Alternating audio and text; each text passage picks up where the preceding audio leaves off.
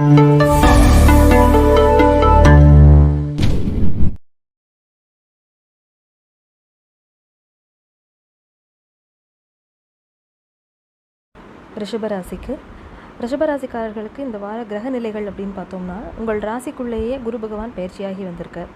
அவருடைய பார்வை உங்கள் ராசிக்கு 5, 7, 9ஆம் இடங்களில் பதிகிறது. அதே போல் உங்களுடைய ராசி அதிபதியும் ருணரோக சத்ருஸ்தானாதிபதியும் ஆகிய சுக்கிர பகவான் 12ஆம் இடத்துல இருக்கார். விரயஸ்தானத்தில் அவரோட சூரியன் இருக்கார்.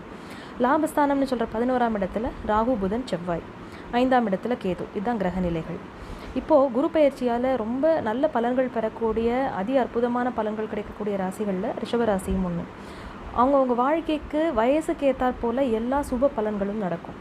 இப்போது ஒரு இளம் வயது திருமணத்திற்கு காத்துட்டுருக்கிறவங்க அப்படின்னா அவங்களுக்கு திருமண வாய்ப்பு உண்டாகும், திருமண பிராப்தம் நடக்கும். அதே போல் புத்திர பிராப்திக்காக வெயிட் பண்ணுறவங்களுக்கு குழந்தை பிறக்கும். அதே மாதிரி வயதானவர்கள் அப்படின்னா அவங்களுக்கு ஒரு பேரம் பேத்தியை பார்க்குறது, அந்த மாதிரியான அவங்களுக்கு ஏதாவது ஒரு நல்லது பண்ணுறது, அவங்களுடைய குழந்தைகளுக்கு திருமணம் பண்ணி வைக்கிறது, அந்த மாதிரியான ஒரு சுப நிகழ்ச்சிகள் வீட்டில் நடக்கும்.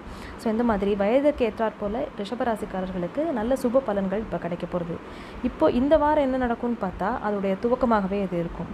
ஏன்னா உங்களுக்கு குரு பார்வை 5ஆம் இடத்துல படும்போது உங்களுடைய குலதெய்வ பிரார்த்தனை இத்தனால என்னெல்லாம் தடை இருந்ததோ அதையெல்லாம் நீங்கள் அழகாக நிறைவேற்றிக்க முடியும். ஏன்னா 5, 9ஆம் பாவங்களை பார்க்குறது. ஸோ குலதெய்வ கோவிலுக்கு இதுவரை நான் போகலை அப்படின்னு நினைக்கிறவங்க குலதெய்வ கோவிலுக்கு போயிட்டு எல்லா பிரார்த்தனையும் நிறைவேற்றிட்டு வாங்க. அது உங்கள் வீட்டுக்கு ரொம்பவே நல்ல பலன்களை கொடுக்கும். அதே போல் வேலை வகையில், தொழில் வகையில் இதிலெல்லாம் எனக்கு நிறைய தடைகள் இருந்தது அப்படின்னா இனி வரவு நல்லாவே இருக்கும். இப்போது இத்தனை நாளாக ஒரு கடன் வாங்கி ஒரு தொழிலில் முதலீடு பண்ணேன், எனக்கு ரிட்டர்ன்ஸ் இல்லை பெருசாக எந்த ஒரு லம்சமாக ஒரு அமௌண்ட்டே எனக்கு வரலை அப்படின்னு இருந்தால், இல்லை வேலை செய்கிற இடத்துல இன்க்ரிமெண்ட் இல்லை, அப்படியே ஸ்டாக்னேட் ஆகி ஒரே லெவலில் நான் இருக்கேன் அப்படின்னா இனி நீங்கள் வேலை செய்கிற இடத்துல உங்களுக்கு ஒரு சின்ன ப்ரமோஷன் கிடைக்கிறதுக்கோ, இல்லை உங்களுடைய சேலரி ஹைக்கு கொடுக்கறதுக்கோ, ஒரு சின்ன இன்க்ரிமெண்ட்டு, ஏதோ ஒரு அப்ரைசல் போட்டாங்க, இவ்வளோ பணம் வந்தது, அந்த மாதிரியான பண வரவு அப்படிங்கிறது நல்லாவே இருக்கும் வேலைனால. இல்லை நான் இதை விட ஒரு வேறு இடத்துக்கு நான் மாற்றலாகி போகணும், வேறு இடத்துக்கு ஒரு ஜாப் சேஞ்சுக்கு ட்ரை பண்ணுறேன் அப்படின்னா அவங்களுக்குமே இப்போ ஒரு சிறு பிரயாணம் மூலமாக ஒரு நல்லது ஒரு லாபங்கள் கிடைக்கிறதுக்கும் வாய்ப்புகள் இருக்குது.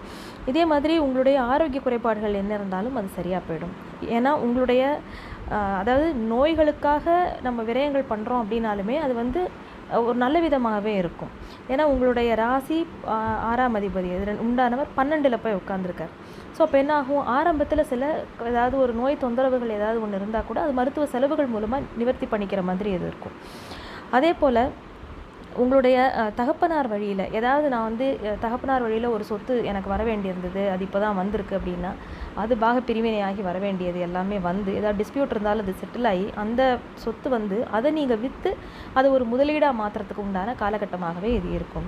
அதே மாதிரி தொழில் வகையிலையும் நீங்கள் சில விரயங்களை நீங்கள் எடுத்துக்க வேண்டியது இருக்கும். ஏன்னா அப்பப்போ கொஞ்சம் செலவு பண்ணிகிட்டே இருந்துட்டு அதோடைய மெயின்டெனன்ஸ்க்காக நீங்கள் ஏதாவது செலவு பண்ணிகிட்டே இருக்கிற மாதிரி இருக்கும். ஆனால் அது எல்லாமே உங்களுக்கு திருப்பி ஒரு ரிட்டர்ன்ஸ் கொடுக்கக்கூடியதாக தான் இருக்க போகிறது. அதனால் அதை பற்றி ஒன்றும் வருத்தப்பட வேண்டாம். ஸோ ரிஷபராசிக்காரர்களுக்கு அவங்க வாழ்க்கையில் நிறைய விஷயங்கள் அவங்க எதிர்பார்த்துன்னு இருந்தாங்க, அது எல்லாமே இப்போ 1 by 1 நடக்கும்.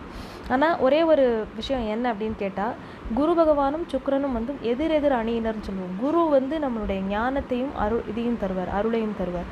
ஆனால் சுக்கிரனோடது என்ன அப்படின்னா அவர் பொருள், இந்த உலக சந்தோஷங்கள், வாழ்க்கையில் நம்ம என்ஜாய் பண்ணக்கூடிய விஷயங்கள், அந்த மாதிரியான ஒரு மெட்டீரியலிஸ்டிக் ப்ளஷர் அதெல்லாம் தரத்துக்கு தான் சுக்கிரன். ஸோ இப்போ ரிஷபராசிக்குள்ளே சுக்கிரன் உட்கார்றார் அப்படிங்கும்போது சில சமயங்களில் அந்த 2 பலம் பெற்ற 2 கிரகங்களும் ஒரு இடத்துல இருக்குது, இவரோட வீட்டில் அவர் உட்காந்துருக்காருங்கும்போது அந்த பலன்கள் கொஞ்சம் மாறுபட்டு நடக்கும். அவங்கவுங்களுக்கு உண்டான தசாபுக்தி என்ன நடக்கிறதோ அது இந்த பலன்களை உங்களுக்கு அதிகப்படுத்தியும் குறைத்தும் கொடுக்கும். அதனால் உங்களுடைய சுய ஜாதகத்தை நீங்கள் உங்களுக்கு ஃபேமிலி அஸ்ட்ராலஜர் யார் இருக்காங்களோ அவங்கக்கிட்ட காமிச்சு உங்களுக்கு பலன்கள் எப்படி இருக்குங்கிறத நீங்கள் பார்த்துக்கோங்க.